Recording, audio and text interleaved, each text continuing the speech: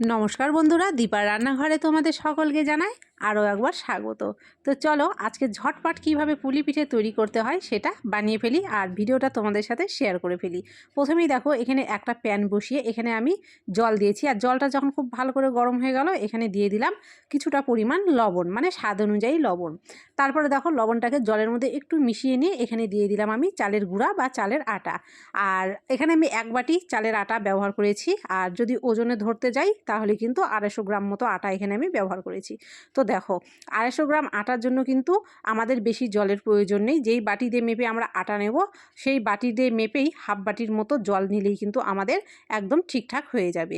তারপরে দেখো এটাকে খুব ভালো করে একটু মিশিয়ে নিচ্ছি, আর বেশি জল কিন্তু একদমই দেওয়ার দরকার নেই, না হলে ডোটা কিন্তু নরম হয়ে যেতে পারে। তো এখানে কিন্তু আমার দেখো মেশানোটা আমার হয়ে গেছে। তারপরে আমি গ্যাসটাকে অফ করে দিয়ে এটা এখন একটা পাত্রের মধ্যে সবটুকু নামিয়ে নিচ্ছি। আর এরকম কিন্তু একটু শুকনো শুকনো দলা দলা থাকবে, এটা যখন আমরা মেখে নেব তখন কিন্তু ডোটা একদম ঠিকঠাকভাবে সেট হয়ে যাবে। তো এটাকে দেখো আমি কিন্তু 2 মিনিটের মতো একটু রেখে দিয়েছিলাম, মানে একটু ঠান্ডা করে নিয়েছি আমি, যদিও বেশি ঠান্ডা করে নিই, একটু হালকা ঠান্ডা করে নিয়ে তারপরে দেখো এখানে হাত দিয়ে চেপে চেপে একটু মেখে নিচ্ছি। তো যেহেতু একটু গরমটা বেশি ছিল তো মাখতে একটু অসুবিধা হচ্ছিল, তো মাখতে মাখতে দেখো এটা কিন্তু সুন্দরভাবে একটা ডো এখানটায় তৈরি হয়ে যাবে। আর যদি জলটা তোমরা প্রথমেই বেশি দিয়ে ফেলো তাহলে কিন্তু দেখবে আটার পরিমাণটা তোমাদের বেশি লেগে যাবে আর মাখার সময় অনেকটা নরম হয়ে যাবে। তো সেই জন্য কতটুকু আটা তোমরা ব্যবহার করছো সেই হিসাবে কিন্তু জলটা ব্যবহার করতে হবে। তো ডোটাকে আমি সুন্দর করে মেখে ঢেকে রেখে দিলাম। তো যতক্ষণে আমি ডোটাকে ঢেকে রাখলাম ততক্ষণ পর্যন্ত এখানে ভেতরের পুরটাকে তৈরি করে নেবো। তো ভেতরের পুরটা তৈরি করার জন্য এখানে কিন্তু আমি নারকেল নিয়েছি। এখানে ছোট সাইজের একটা নারকেল দেখো আমি কুড়িয়ে নিয়েছি খুব ভালো করে। আর এখানে আমি গুড় ব্যবহার করছি, গুড় বলতে যে পাটালি গুড়টা হয় সেই পাটালির গুড়টাকে এখানটায় কিন্তু আমি ব্যবহার করছি। তো একটা নারকেলের জন্য যতটুকু গুড় আমার প্রয়োজন ঠিক ততটুকু গুড় এখানে দিয়ে দিলাম। দিয়ে এখনও কিন্তু আমি গ্যাসটাকে জ্বালিয়ে দিইনি। তো এখানটায় প্রথমে আমি হাত দিয়ে গুড় আর নারকেলটাকে খুব ভালো করে প্রথমে মিশিয়ে দিলাম। তারপরে দেখো এখানে গ্যাসটাকে অন করে দিলাম, দিয়ে কিন্তু এখন পুরটা তৈরি করে নেব। তো অনবরত এইভাবে নেড়েচেড়ে কিন্তু দেখো এখানে সুন্দর পুরটা তৈরি করে নেব। আর এখানে যদি পাটালির গুড় ব্যবহার করো তাহলে কিন্তু দেখবে এর রঙটাও খুব সুন্দর আসে আর খেতে কিন্তু দুর্দান্ত হয়। মানে পাটালি গুড়ের কিন্তু একটা স্বাদই আলাদা রকমের হয়ে থাকে। তো সেই জন্যই আজকে পাটালির গুড়টাই আমি এখানে ব্যবহার করছি। তো দেখো এখানে 10 মিনিট মতো আমি খুব ভালো করে নাড়াচাড়া করে কিন্তু পুরটাকে তৈরি করে নিলাম। পুর কিন্তু আমাদের তৈরি হয়ে গেছে। এখন কিন্তু গ্যাসটাকে অফ করে দেবো আর পুরটাকে খুব ভালো করে কিন্তু এক জায়গায় সব পুরটুকু সেট করে নেব, নিয়ে কিন্তু পিঠেগুলো তৈরি করতে চলে যাব।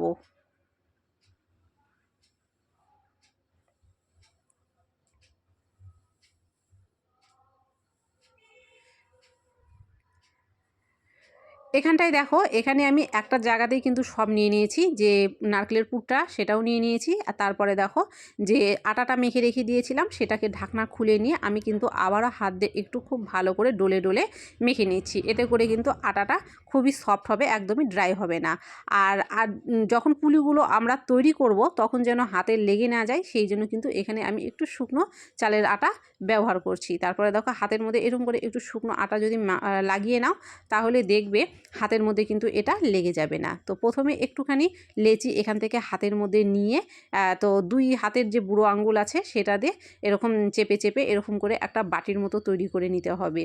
আর যদি তোমরা বেলে করতে চাও বেলে করলেও কিন্তু এটা হবে, মানে ছোট ছোট লেচি কেটে তারপরে সেটাকে রুটি বেলনাতে বেলে নিয়েও কিন্তু তোমরা করতে পারো। আর যদি বেলতে না চাও তাহলে এইভাবেও কিন্তু খুব সহজেই হয়ে যাবে।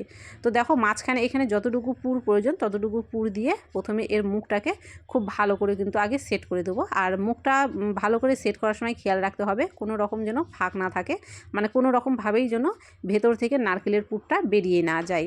তো প্রথমে হাত দিয়ে কিন্তু দেখো এখানটায় যে এর মুখটা আছে এর মুখটাকে একটু পাতলা করে সেট করে নিতে হবে। তারপরে বুড়ো আঙুল দিয়ে এরকম করে চাপ দিয়ে দিয়ে দেখো ছোট ছোট করে কিন্তু সুন্দর একটা ডিজাইন তৈরি হয়ে যাবে। তো দেখো কত সহজেই কিন্তু এখানে একটা পিঠা তৈরি করে ফেললাম আমি। আর তারপরে 2 হাতের তালু দিয়ে পুলি পিঠের যে 2 কোণাটা আছে এই 2 কোণাটাকে একটুখানি হাত দিয়ে এইভাবে ডোলে প্রেস করে দিলে দেখবে এই ডিজাইনটা দেখতে কিন্তু আরও সুন্দর লাগবে। তো দেখো এখানে একটা পিঠে কিন্তু আমি তৈরি করে ফেললাম। তো এইভাবেই কিন্তু চলো আমি তোমাদেরকে আরও একটা পিঠে বানিয়ে দেখিয়ে দিচ্ছি। ঠিক একই রকমভাবে কিন্তু আগে যেরকমভাবে করলাম হাতের মধ্যে আটা নিয়ে, ঠিক একই রকমভাবেই কিন্তু এইভাবে তৈরি করে নিতে হবে।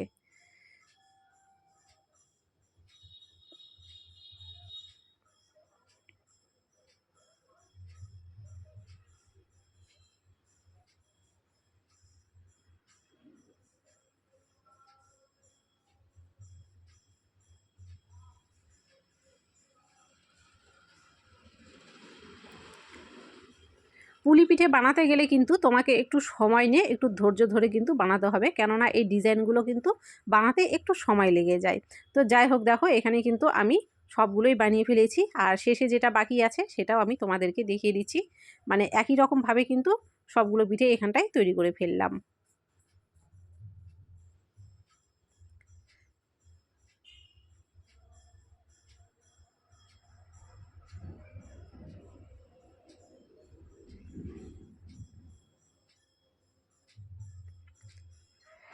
এবারে দেখো এখানে কিন্তু আমি 1 লিটার মতো দুধ নিয়েছি, আর দুধটাকে প্রথমে এখানে বসিয়ে দিলাম গ্যাসের মধ্যে। এখন দুধটাকে ফুটে ওঠা পর্যন্ত কিন্তু অপেক্ষা করব।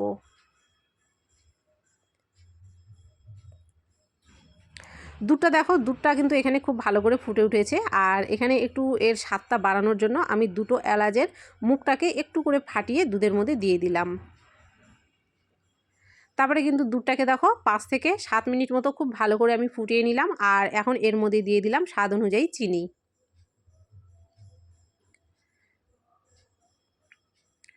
চিনি দেওয়ার পরে আরও কিছুক্ষণ আমি কিন্তু দুধটাকে খুব ভালো করে ফুটিয়ে নিলাম। এরপরে যে পুলিগুলো ছিল সেই পুলিগুলো কিন্তু এখানে এক এক করে দিয়ে দেবো। আর দুধটা এরকমভাবে যখন ফুটতে থাকবে তখন কিন্তু এইভাবে পুলিগুলো দিলে পরে দেখবে পুলিগুলো একটাও ভেঙে যাবে না, সবগুলো পুলি কিন্তু একদম ঠিকঠাকভাবে থেকে যাবে।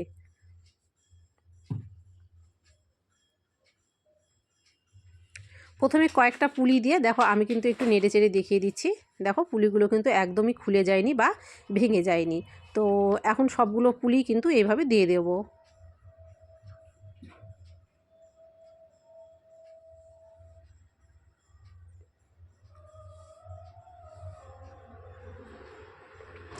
সবগুলো পুলি দিয়ে দেওয়ার পরে কিন্তু একটু আলতো হাতে নেড়ে দিতে হবে যাতে নিচ দিয়ে লেগে না যায়। তারপরে দেখো খুব ভালো করে যখন ফুটে উঠলো তখন কিন্তু এখানে আমি মানে এর স্বাদের জন্য এখানে একটু গুড় ব্যবহার করব। গুড় বলতে আমি নারকেলের পুরটা তৈরি করার সময় যে পাটালির গুড় দিয়েছিলাম সেই পাটালির গুড়টাও কিন্তু আমি এখানে একটু ব্যবহার করব, কেননা পুলিগুলো যেহেতু সাদা একটু গুড় দিলে কিন্তু দেখতে ভালো লাগবে, আর পাটালির গুড় দিয়ে করলে কিন্তু এটা খেতে আরও দুর্দান্ত লাগবে। তো আমি মিষ্টির জন্য কিন্তু এখানে প্রথমেই চিনি দিয়ে দিয়েছি, এখন গুড়টাকে আমি দেব শুধুমাত্র এর ফ্লেভারটাকে ভালো আনার জন্য আর দেখতে ভালো লাগার জন্য।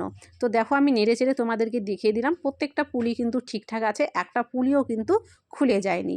এবারে দেখো আমি তোমাদেরকে গুড়ের পরিমাণটা দেখিয়ে দিচ্ছি। একদমই সামান্য পরিমাণ গুড় কিন্তু আমি এখানে ব্যবহার করলাম, শুধুমাত্র এর রঙটাকে সুন্দর আনার জন্য আর যাতে এর থেকে সুন্দর একটা গন্ধ বেরোয় সেই জন্য।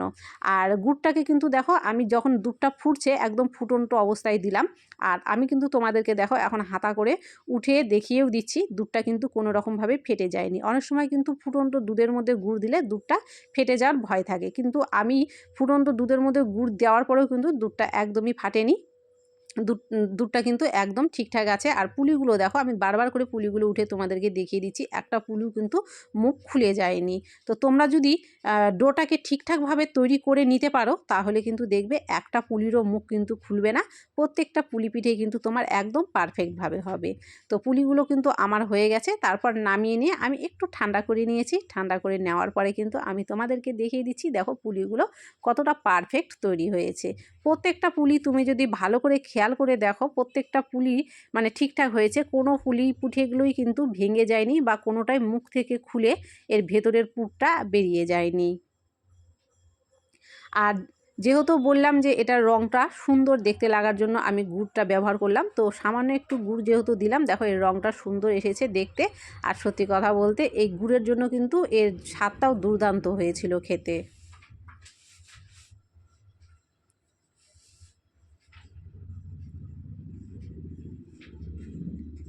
আমি কিন্তু দুধটাকে বেশি ঘন করতে যাইনি, আমি একটু পাতলাই রেখেছি যাতে খেতে ভালো লাগে। তোমরা চাইলে আর একটু ফুটিয়ে ঘন করে নিতে পারো। আর এখন কিন্তু আমি তোমাদেরকে একটা পুলি পিঠে কেটে দেখো দেখিয়ে দিচ্ছি, ভেতর থেকে কিন্তু অনেকটা নরম হয়েছে আর কতটা সফট হয়েছে। এইভাবে যদি তোমরা পুলি পিঠে বানাও দেখবে ঠান্ডা হয়ে যাওয়ার পরেও কিন্তু নরম থাকবে, কোনো রকমভাবেই শক্ত হবে না। আর ভেতর থেকে মানে এটা দেখতেও যেমন সুন্দর হয়েছিল, খেতেও কিন্তু ঠিক ততটাই লোভনীয় হয়েছিল।